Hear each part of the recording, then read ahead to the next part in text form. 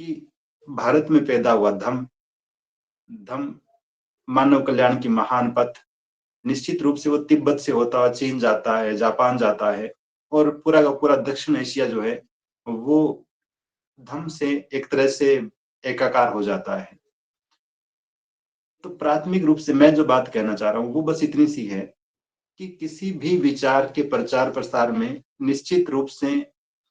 उस विचार को उत्पन्न करने वाले महामानव और उस व्यवस्था को स्थापित करने वाली शख्सियत की तो महत्वपूर्ण भूमिका होती ही है, लेकिन उस व्यवस्था को व्यापक बनाने में, उस व्यवस्था को स्थायित्व देने में, उस व्यवस्था को और ज्यादा विस्तृत बनाने में निश्चित रूप से और भी बहुत सारे लोग काम कर रहे होते हैं। और जहां पे ऐसी टीम नहीं होती है वहां विचार जो है वो संकुचित होकर रह जाता है, वो किसी क्षेत्र विशेष तक ही सीमित रह जाता है। आधुनिक दौर की यदि हम बात करें तो हम बाबा साहब डॉक्टर आम्बेडकर के आंदोलन को देखते हैं, उनके जितने भी सामाजिक आंदोलन हुए, उनके जितने भी राजनीतिक सम्मेलन देश में हुए, हम देखते हैं कि देश के अधिकांश राज्यों तक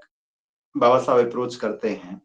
और उस दौर में जो भी रियासतें रही, जो भी विभाजन रहा होगा राजनीतिक रूप से, बाबा साहब लगभग हर जगह पहुंचने का प्रयास करते हैं। लेकिन बहुत कम संसाधनों में, बहुत कम ट्रांसपोर्ट की सुविधाओं के बावजूद और शिक्षा का व्यापक प्रचार प्रसार न होने के बावजूद भी बाबा साहब डॉक्टर आम्बेडकर यदि इतने स्थानों तक पहुंच पाए तो निश्चित रूप से इसका एक बहुत बड़ा कारण ये भी था कि स्थानीय स्तर पर जो लोग काम कर रहे थे, चाहे वो पंजाब में काम कर रहे थे, चाहे लाहौर में काम कर रहे थे, चाहे वो महाराष्ट्र में थे, चाहे उत्तर प्रदेश, मध्य प्रदेश या बिहार में थे, हर एक जगह पर स्थानीय कार्यकर्ताओं, स्थानीय नेतृत्वकर्ताओं की जो खोज थी, उनका जो प्रबंधन था, वो निश्चित रूप से बाबा साहब डॉक्टर आम्बेडकर के मूवमेंट को गति देने में, उसे विस्तार देने में बड़ा सहायक सिद्ध हो रहा था। और यही कारण रहा कि बहुत कम समय में बाबा साहब डॉक्टर आम्बेडकर शिक्षा की कमी के बावजूद समाज के एक बहुत बड़े जनसमूह को जागृत करने में, उसे अपने साथ जोड़ पाने में कामयाब हुए। ठीक इसी तरह से हम माननीय साहब कांशीराम जी के मूवमेंट को देखते हैं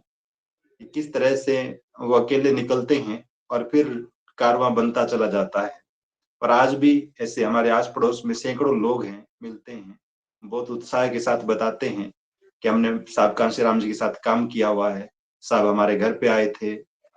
हमारे साथ बैठे थे, हम उन्हें वहां लेकर गए थे। तो ये सारे के सारे कार्यकर्ता, ये सारे के सारे स्थानीय नेतृत्वकर्ता जो उस बड़े आंदोलन का हिस्सा बने, जिन्होंने नेतृत्व को स्वीकार किया, तो वो उस व्यवस्था को स्थापित करने में, उसे विस्तार देने में बड़े महत्वपूर्ण सिद्ध हुए। अब चूंकि हम धम्मभूमि के साथ काम कर रहे हैं, धम्म के फील्ड में काम कर रहे हैं, तो स्वाभाविक रूप से हमारा जो प्राथमिक केंद्रण है वो भारत में बौद्ध आंदोलनों पर रहता है। तो जब हम आधुनिक भारत के बौद्ध आंदोलन पर नजर डालते हैं तो यहाँ पर भी कुछ नाम निश्चित रूप से बहुत ही सम्मान के साथ लेने लायक है, जिन्होंने आधुनिक भारत में विशेष रूप से ब्रिटिश काल में या उसके बाद से देश में धम्म प्रचार के लिए, धम्म की व्यवस्था को स्थापित करने के लिए काम किया। दो चार नाम जो मेरे दिमाग में आ रहे हैं मैं आपसे साझा करूं। हम अनागारिक धर्मपाल को देखते हैं जो श्रीलंका से भारत चले आते हैं और जब देखते हैं महाबोधि विहार की दुर्दशा को गया में, तो बड़े उद्वेलित होते हैं और उसे मुक्त कराने के लिए, उसका स्वामित्व बौद्धों को मिले, इस व्यवस्था को स्थापित करने के लिए महाबोधि सोसाइटी के माध्यम से अपना पूरा जीवन जो है न्यौछावर कर देते हैं। लेकिन उनके साथ भी समस्या ये रहती है कि उस दौर में संसाधन पर्याप्त नहीं रहे होंगे, उस दौर में इतना ज्यादा कम्युनिकेशन नहीं रहा होगा, तो एक देशव्यापी टीम नहीं बना पाते और इसी वजह से उनका जो आंदोलन था वो एक क्षेत्र विशेष में ही सीमित होकर रह जाता है। हम उनके बाद में दो तीन और महान लोग दिखते हैं भारतीय परिदृश्य में जो धर्म की व्यवस्था के लिए काम करते हुए नजर आते हैं। और एक तिकड़ी तीन लोगों की बड़ी प्रसिद्ध है, महापंडित राहुल सांकरदायन की बात करते हैं, बदंत आनंद कोसलायन की बात करते हैं, भिक्खु जगदीश कश्यप की बात करते हैं। ये तीनों भी अपने अपने समय में निश्चित रूप से बौद्ध साहित्य पर इन तीनों ने जितना काम किया, अनुवाद के फील्ड में जितना काम किया, और वो सच में अद्भुत था। हम धम्म के बारे में जो कुछ भी पढ़ रहे हैं इस वक्त हिंदी भाषा में विशेष रूप से, निश्चित रूप से उसे पाली से अनुवादित करने में इन तीनों का बड़ा योगदान रहा है। हो सकता है कि फील्ड वर्क कम कर पाए हो, लेकिन अपनी प्रतिभा और उपलब्ध समय और संसाधनों के हिसाब से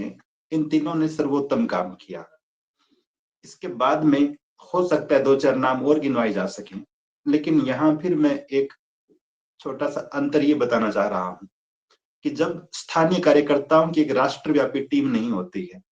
स्थानीय स्तर पर चीजों को मेंटेन करने वाले, लीड करने वाले, प्रचार प्रसार करने वाले, सहयोग करने वाले साथियों की टीम नहीं होती है, तब भी विचार कितना ही महत्वपूर्ण क्यों न हो, नेतृत्वकर्ता भी कितना ही महत्वपूर्ण क्यों ना हो, वो आंदोलन फिर उसका दायरा जो है वो सिकुड़ जाता है, वो छोटा हो जाता है। तो ऐसे में फिर आधुनिक दौर में हम यूं कहे कि हमारे समय में अपने समकालीन हम परम श्रद्धेय बनते डॉक्टर करुणाशील राव जी को देख रहे हैं, और भी सैकड़ों लोग काम कर रहे हैं, हजारों लोग काम कर रहे हैं देश में धर्म प्रचार के लिए। लेकिन 2-3 चीजें बड़ी महत्वपूर्ण हैं जो हम सभी को समझनी चाहिए। एक प्राथमिक चीज ये है कि जिस आंदोलन का विस्तार, जिस आंदोलन का दायरा जितना बड़ा है, उसका स्वरूप जितना ज्यादा राष्ट्रव्यापी है, निसंदेह वो ज्यादा लोगों को प्रेरित कर पाता है, ज्यादा लोगों के जीवन में एक सकारात्मक हस्तक्षेप कर पाता है और उन्हें बदलते हुए श्रेष्ठ जीवन की राह दिखा पाता है। तो जब एक सुयोग्य नेतृत्वकर्ता हमें मिलता है, तब आंदोलन निश्चित रूप से और ज्यादा गति करता है। और पीछे कई दशकों में जिन जिन लोगों ने धम्म के लिए, बौद्ध धम्म के आंदोलन को स्थायित्व देने के लिए, उस व्यवस्था को स्थापित करने के लिए काम किया, उसे गति देने का काम किया, तो निश्चित रूप से एक माहौल तो निर्मित हुआ ही। उस नींव पर धम्मभूमि का आंदोलन जो है वो सबसे निर्बाध गति से, सबसे तीव्र गति से चल रहा है, संचालित हो रहा है। अब ऐसे में यदि हम सब लोग जो देश भर में धम्मभूमि के आंदोलन में अलग अलग कार्यक्रमों में, अलग अलग सम्मेलनों में, अलग अलग प्रशिक्षण शिविरों में, अलग अलग गतिविधियों में समय समय पर उपस्थित होते हैं, अगर हम सब अपने अपने एरिया में धम्मभूमि की इस मूवमेंट को, इस आंदोलन को, इस आंदोलन की गतिविधियों को प्रचारित प्रसारित करने, उन्हें जन जन तक पहुंचाने, लागू करने की मुहिम में लग जाते हैं, तो निश्चित रूप से बाबा साहब डॉक्टर अंबेडकर जिस तेज गति के साथ धम्म प्रचार की बात कर रहे थे, धम्म को जन जन तक पहुंचाने की बात कर रहे थे, हम उसे स्थापित करने में बड़ी निर्णायक भूमिका का निर्वहन कर सकते हैं। 2-4 महत्वपूर्ण गतिविधियां हैं जो हम सभी को प्राथमिक दृष्टि से कर लेनी चाहिए। तो वो इसलिए जरूरी हो जाती है क्योंकि जब भी आप बौद्ध में भारत की बात करते हैं, जब भी आप बौद्ध व्यवस्था की बात करते हैं, जब भी आप बौद्ध समाज की बात करते हैं, तो निश्चित रूप से ये सारे के सारे काम अनिवार्य हो जाते हैं। अक्सर हम जिक्र करते हैं, श्रद्धेय भंते जी भी कई बार जिक्र करते हैं मिलिंद पन्ना ग्रंथ का, और उसमें भंते नागसेन और मीनांडर के संवाद में एक बड़ा प्रेरणादायक सा प्रसंग आता है। जब पूछते हैं मीनांडर कि भंते, कोई धम्म या कोई सिद्धांत वो लुप्त क्यों हो जाता है, गायब क्यों हो जाता है, तो भंते नागसेन 3 बड़ी महत्वपूर्ण बातें कहते हैं किसी भी व्यवस्था के लुप्त होने के कारण बताते हुए। कहते हैं कि पहला कारण ये है कि जब धर्म के सिद्धांत और शिक्षाएं जनता की पहुंच से दूर हो जाए, तब वो लुप्त होने लगता है, उसे हानि पहुंचने लगती है। दूसरा, जब शिक्षाएं या सिद्धांत लोगों तक पहुंच तो रहे हों लेकिन उनके आचरण में न उतरे, तब भी उस व्यवस्था को हानि होती है। और तीसरा और महत्वपूर्ण, जो हम सभी के लिए बड़ा उपयोगी है, वो ये कि जब धर्म के सिद्धांतों और शिक्षाओं को जनता की आवाज में जनता तक पहुंचाने वाले लोग ना हो, तब भी उस व्यवस्था की हानि होती है। तो अभी प्राथमिक रूप से जब हम धम्म के आंदोलन को देखते हैं, धम्म की व्यवस्था को देखते हैं, उसे स्थापित करने में खुद की भूमिका को देखते हैं, तो निस्संदेह 3-4 गतिविधियां बड़ी महत्वपूर्ण हो जाती है। और पिछले कई वर्षों से श्रद्धेय भंते जी के मार्गदर्शन में देश भर में ये सारी चीजें हो रही है। लगभग 2-2.5 दशक पहले हरियाणा में जिस आंदोलन की शुरुआत हुई धम्मभूमि के माध्यम से, हम आज बड़े गर्व के साथ ये कह पा रहे हैं कि उसका स्वरूप बहुत व्यापक है, वो राष्ट्रीय ही नहीं बल्कि अंतर्राष्ट्रीय स्वरूप को प्राप्त कर रहा है। तो ऐसे में जब इतने विस्तृत आंदोलन में अगर हम अपने नेतृत्वकर्ता, अपने शास्त्रा, अपने मार्गदर्शक सरदेव भंते जी से ही ये अपेक्षाएं करने लगे कि सरदेव भंते जी ही सारी कामों को मैनेज करेंगे, धम्म के संबंध में जितनी भी देशनाएं होंगी, जितने ही प्रशिक्षण शिविर होंगे, जितने ही कार्यक्रम होंगे, वो तभी हो पाएंगे जब भंते जी आएंगे हमारे बीच में। तो ये या तो संभव नहीं है, और संभव होगा भी तो फिर एक राज्य में एक साल में मुश्किल से 2-4 कार्यक्रम ही हो पाएंगे। तो ऐसे में जरूरत इस बात की पड़ती है कि हम सब लोग, बहुत बार हम पढ़ते हैं, कुछ लोग कहते हैं कि लीडर पैदा होते हैं, बनाए नहीं जाते। कुछ लोग कहते हैं कि लीडर बनाए जा सकते हैं, जन्मजात होना जरूरी नहीं है। लेकिन एक बड़ी महत्वपूर्ण बात है नेतृत्वकर्ताओं के बारे में, लीडर्स के बारे में, वो ये है, लीडर सही मायने में वो बन जाता है जो चुन लेता है अपने आप को कि मुझे ये बनना है। तो हम सब साथियों में प्राथमिक रूप से जो अपने आप को धम्म का प्रतिनिधि मानने को तैयार हो, अपने अपने गांव, शहर, जिले, राज्य में अपने आप को एक अच्छा धम्म प्रचारक मानने को तैयार हो, धम्म का अच्छा नेतृत्व करता मानने को तैयार हो, खुद को रिकॉग्नाइज करता हो इस रूप में, तो वो अपने अपने एरिया में लीड कर सकता है निश्चित रूप से। तो प्राथमिक रूप से जो काम करने की जरूरत है वो बस इतना सा है कि हम अपने आप को एक सामान्य सा ग्रस्त मानने की बजाय, धम्म का एक सामान्य सा उपासक मानने की बजाय,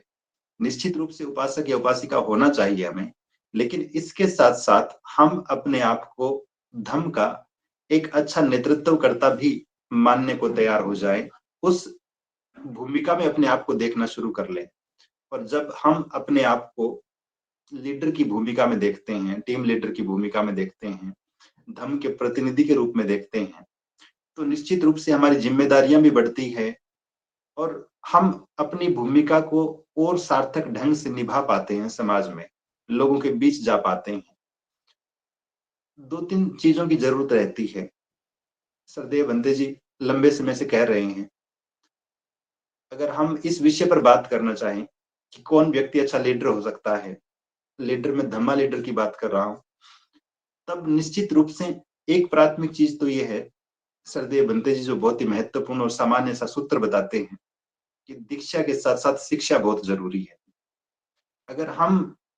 बौद्ध होने का सर्टिफिकेट लेकर घर में बैठ जाते हैं तो इस बात की पूरी संभावना है कि बाबा साहब डॉक्टर आम्बेडकर के साथ धम्म दीक्षा लेने से लेकर आज तक धम्म दीक्षा के जितने भी कार्यक्रम हो रहे हैं, हम उनके महत्व पर प्रश्न चिन्ह नहीं लगा रहे हैं, बल्कि हम ये बात इसलिए कह रहे हैं ताकि उनकी उपयोगिता को और बढ़ाया जा सके। उस संदर्भ में यदि आप देखें तो दीक्षा लेना निश्चित रूप से अच्छी बात है, लेकिन दीक्षा के बाद धम्म की शिक्षा भी पर्याप्त जरूरी बात है।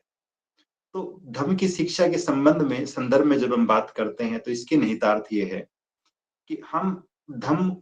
की बारीकियों को, धम्म की शिक्षाओं को, मूलभूत सिद्धांतों को जानें, समझें और अपने आचरण में उतारें।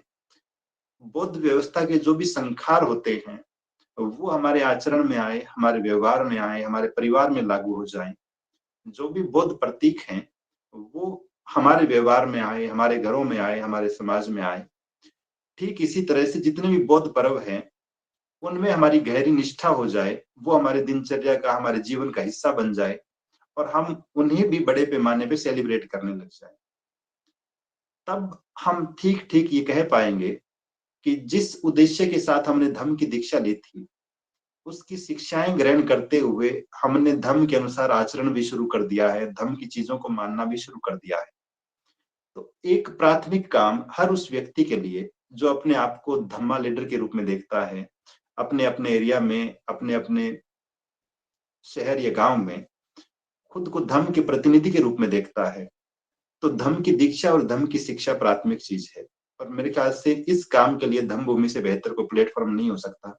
दीक्षा की बातें भले ही हम कम करते हो, लेकिन धम्म की शिक्षाओं पर पर्याप्त बातें यहाँ होती रहती है, सैद्धांतिक रूप से भी और व्यवहारिक रूप से भी। तो एक प्राथमिक काम तो ये हो जाता है कि हम खुद उस लेवल पे ले जाए खुद को, क्योंकि जब भी आप अच्छे लीडर्स को देखेंगे, हर एक व्यक्ति बहुत कुशल होता है, वेल ट्रेंड होता है। बाबा साहब डॉक्टर अम्बेडकर के जीवन को यदि हम देखें, तो यदि उनका कोलंबिया जाना, उनका लंदन स्कूल ऑफ इकोनॉमिक्स में जाना, उन दो चीजों को आप निकाल देंगे तो संभवतः बाबा साहब डॉक्टर अम्बेडकर ठीक वैसे नहीं बन पाते। प्राचीन भारत में भिक्षुओं या भिक्षुणियों को जब हम देखते हैं, तथागत के सानिध्य में रहकर कितने ही वर्षावास किए होंगे, कितने ही दिनों का, कितने ही वर्षों का प्रशिक्षण प्राप्त किया होगा, और उसके बाद वो धर्म प्रचार के लिए निकलते थे। और जब इस तरह से सुप्रशिक्षित लोग फील्ड में उतरते हैं, तो उनके काम करने का तरीका, उनके रहन सहन का तरीका, उनके बताने पढ़ाने समझाने का तरीका, हर एक चीज बदल जाती है। और व्यक्तिगत रूप से मैं यदि अपना अनुभव साझा करना चाहूं, तो मैंने सैकड़ों तरह के बदलाव खुद के व्यक्तित्व में भी देखे हैं। धम्मभूमि से जुड़ने के बाद श्रद्धेय बंते जी के नेतृत्व में, उनके सानिध्य में जब भी कोई ट्रेनिंग कैंप होता है, इन वर्षों में तो 3-3 दिन के, 7-7 दिन के ट्रेनिंग कैंप कम हुए हैं। पहले इस तरह के कैंप जो लगातार होते रहते थे, 3 दिन 5 दिन के कैंप, और राष्ट्रीय स्तर के प्रशिक्षण शिविर जिसमें हजारों लोग आते थे, 3 दिन 5 दिन रुकते थे धम्मभूमि। तब सैकड़ों प्रकार की आप नई बातें सीखते हैं। और मैं तो ये कह रहा हूँ, आप सबसे साझा कर रहा हूँ कि हजारों किताबें पढ़ने के बाद भी जो चीजें समझ नहीं पाया था, श्रद्धेय बंते जी ने बड़े सरल शब्दों में उन चीजों को समझाया है, और वो चीजें आचरण में उतरी है, व्यवहार में आई है। तो अपने आप को बहुत बेहतरीन ढंग से तैयार कर लेना, प्रशिक्षित कर लेना।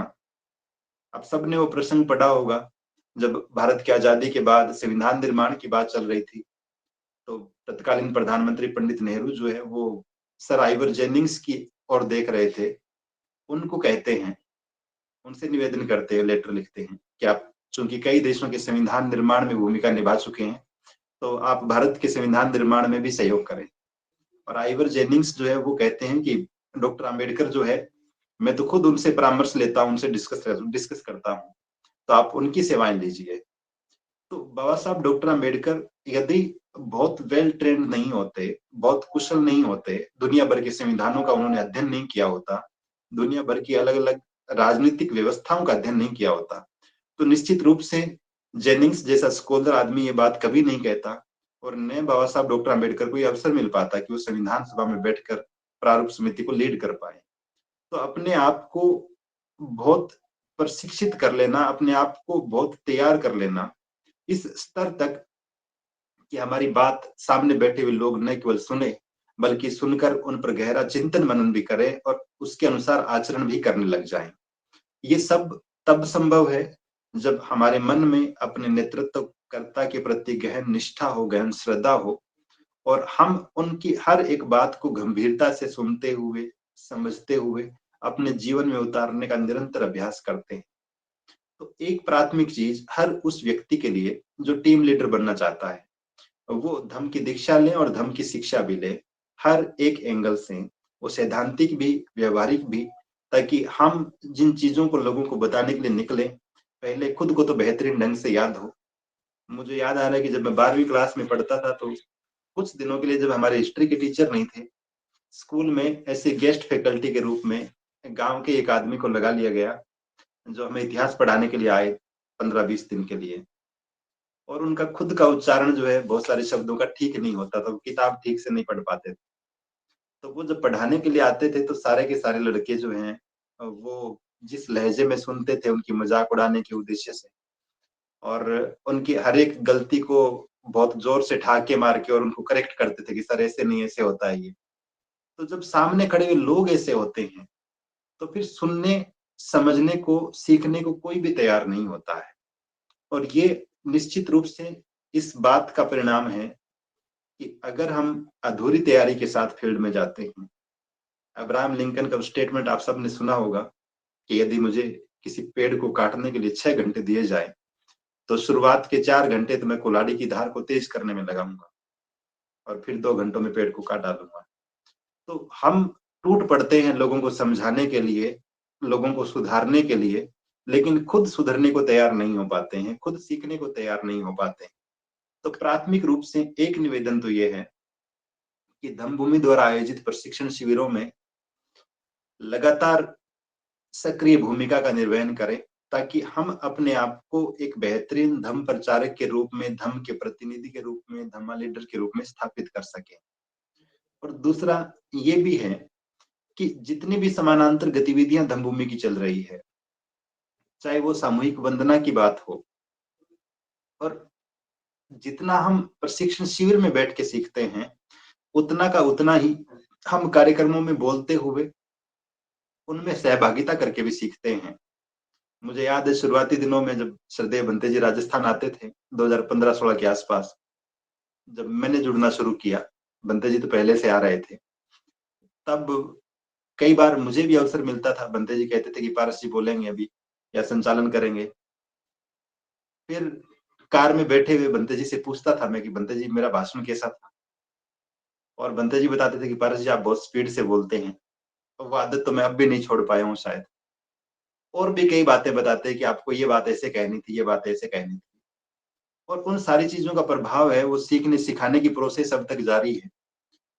तो बहुत सारी चीजें आप अपने आप को अपडेट भी करते हैं ऐसे कार्यक्रमों में बोलते हुए। मुझे याद है कि मैं पहली बार अम्बेडकर जयंती कार्यक्रम में जब मुख्य वक्ता बन के गया, वहां जो मैंने बातें कही वो इतनी आक्रोश भरी थी, इतनी चुभने वाली थी, और एक तरह से दूसरी व्यवस्था को कोसने वाली थी। तो अब मुझे कई बार अफसोस होता है कि उस तरीके से बात नहीं कहनी चाहिए थी। तो आप बोलते हुए भी सामूहिक वंदना में बुद्ध और उनका धम्म ग्रंथ का वाचन करते हुए बहुत कुछ सीखेंगे। आप वंदना करते हुए भी बहुत कुछ सीखेंगे। आपके नमन करने के तरीके में भी बहुत से बदलाव आएँगे जब आप नियमितता लाएँगे, लगातार अभ्यास करेंगे। तो ये तमाम चीज़ें सीखने की अनवरत चलने वाली प्रक्रिया है, जीवन भर हम सीखते हैं। तो एक प्राथमिक काम खुद को प्रशिक्षित करके और बहुत ही कुशल और दक्ष बना लेने की बात है। 2-3 छोटी-छोटी चीज़ें और हैं। सामूहिक वंदना हमारे निकटतम जहाँ कहीं भी हो रही है प्रत्येक रविवार को, और यदि नहीं हो रही है, तो हमारे लिए और अच्छा अवसर है कि हम अपने आप को एज़ ए लीडर रिप्रेज़ेंट करें और कहें लोगों से कि हम सामूहिक वंदना करेंगे, आप मेरे घर पे आएँ या मैं वहाँ आ रहा हूँ, निकटतम जो भी सामुदायिक भवन हो, और आप खुद स्वीकार करेंगे, आप खुद अगर आगे बढ़कर हिम्मत करेंगे, तो निश्चित रूप से लोग आपको उसी रूप में स्वीकार भी करेंगे। ठीक इसी तरह से संखार कमक बनने की बात है। कितनी ही बार फ़ोन आते हैं बहुत सारे साथियों के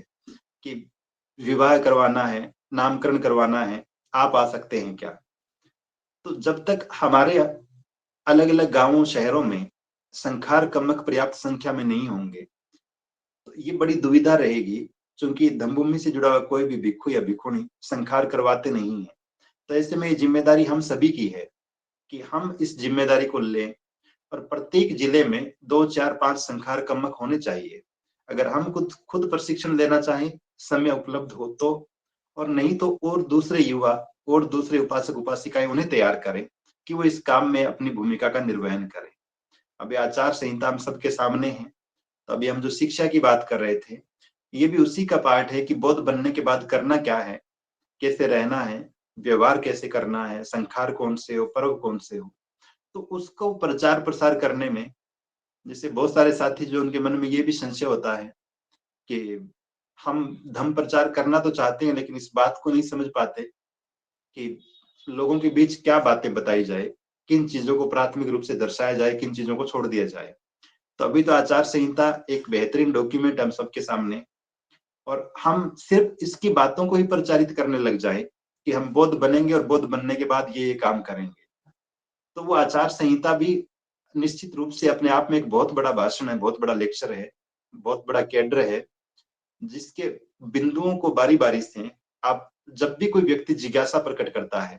कि बौद्ध कैसे बना जाता है, बौद्ध कैसे बन सकता हूँ, कैसे बन सकती हूँ, तो आप उसकी दीक्षा के पहले अध्याय से शुरू करके और सारी की सारी बातें जो है वैसी की वैसी समझा सकते हैं, और सामने वाले को बहुत ही संतोषजनक ढंग से ये बता सकते हैं कि बौद्ध कैसे बना जाता है और बौद्ध बनने के बाद कैसे व्यवहार, कैसे रीति-नीति रहती है। तो ये सारी की सारी चीज़ें, भले ही आप धम्मभूमि के किसी आयोजन में, किसी कार्यक्रम में सहयोग कर रहे हैं, खुद की उपस्थिति दे रहे हैं, या फिर अपने गाँव या शहर में कोई आयोजन करवा रहे हैं। हर एक कार्यक्रम में हमारी सक्रिय भागीदारी, आगे बढ़कर काम करने की इच्छा निश्चित रूप से हमें बहुत कुछ सीखने का अवसर प्रदान करती है। और यदि आप इसी तरह निरंतर सीखते रहते हैं, तो आप अपने-अपने गाँव या शहर में, अपने जिले में, अपने राज्य में धम्म के अच्छे प्रतिनिधि, अच्छे नेतृत्व कर्ता बन के आएँगे सामने। और अच्छे नेतृत्वकर्ता बनने का मतलब ये है कि श्रद्धेय भंते जी, बाबा साहब डॉक्टर अम्बेडकर के जिस विचार को, हजारों साल पुरानी महाकारुणिक बुद्ध की जिस व्यवस्था को देश भर में पहुंचाना चाहते हैं, उसकी गति स्वतः ही बढ़ जाएगी। हम अगर अलग-अलग राज्यों में 10-10 समर्पित लोग भी निकल आते हैं, जो धम्मभूमि के उस विचार को, श्रेष्ठ जीवन के विचार को लोगों तक प्रसारित करने में लगे हुए हैं, तो निश्चित रूप से इस आंदोलन की गति बहुत ज्यादा बढ़ जाएगी और हम सब लोग सामूहिक प्रयासों के माध्यम से इस काम को और जल्दी कर सकते हैं। तो मैं इस उम्मीद के साथ कि आप सब साथी जिम्मेदारी लेने को तैयार होंगे। हम बौद्ध बने हुए हैं, अच्छे उपासक और उपासिका हैं, ऐसा मैं मानता हूँ। लेकिन हम अपने-अपने एरियाज में अच्छे नेतृत्वकर्ता भी बनेंगे और धम्मभूमि के साथ मिलकर अपने-अपने एरिया में अलग-अलग गाँवों या शहरों को लीड करते हुए इस विचार को, इस आंदोलन को और व्यापक और विस्तृत और प्रभावशाली बनाने का काम करेंगे। तभी सही मायने में अन्यथा श्रद्धेय बंते जी से अकेले हम उम्मीद नहीं कर सकते कि वो जगह-जगह पहुँचेंगे। सब जगहों पर उन्हीं की देशनाएँ होंगी, सब जगह पर वही प्रशिक्षण देने के लिए आएँगे। ज़रूरत हमें इस बात की है अभी कि हमारे पास हर एक राज्य में धम्म के प्रशिक्षक हो, जो अपने राज्य में धम्म के बारे में ट्रेनिंग देने का काम कर सके, लोगों को समझाने का काम कर सके, आचार संहिता की बात को। और मैं फिर रिपीट कर रहा हूँ कि आचार संहिता अपने आप में एक बहुत ही वैलिडेटेड कैडर है धम्म के मामले में, भारतीय परिस्थितियों में, भारत के संदर्भ में। तो यदि आप इसको बहुत गहराई से पढ़कर, समझकर और किसी भी प्रकार की संशय हो, जिज्ञासा हो या कोई सवाल मन में हो, तो श्रद्धेय बंते जी से आप कभी भी कंसल्ट कर सकते हैं। ये निश्चित रूप से अपने आप में एक बहुत अद्भुत डॉक्यूमेंट है और ये उन सारी बातों का जवाब है जो नए-नए आने वाले साथी हमसे पूछते हैं। बौद्ध क्यों बने? बौद्ध कैसे बने? और बौद्ध बनने के बाद करे क्या? तो अगर हम उसी बात का प्रचार-प्रसार करने के लिए निकल पड़ते हैं, तब भी अपने आप में अद्भुत काम है। बाकी धम्मभूमि की बहुत सारी गतिविधियाँ हैं, जो नियमित रूप से संचालित होती है, हर दिन संचालित होती है। तो जब आप एज़ अ टीम लीडर काम करना शुरू करेंगे, तो निश्चित रूप से आप तक वो सारी गतिविधियाँ पहुँचती रहेगी। आपसे रिपोर्ट भी माँगी जाती रहेगी और आप लगातार कम्युनिकेट भी करते रहेंगे धम्मभूमि की कोर टीम के साथ, कि हमें क्या करना है, क्या कर रहे हैं और कैसे करना है। तो एक पूरा का पूरा सपोर्ट सिस्टम आपके साथ खड़ा रहेगा। आप बस इतनी सी हिम्मत करें कि हम अपने गाँव, अपने शहर, अपने ब्लॉक या अपने जिले को लीड करने का काम करेंगे और ऐसे सैकड़ों लोग हो सकते हैं एक ही जिले में, एक ही राज्य में, जो नेतृत्वकर्ता के रूप में काम करें। प्राथमिकता तय करें कि धम्म के फील्ड में काम करना है और दूसरी प्राथमिकता ये कि एज़ ए लीडर काम करना है।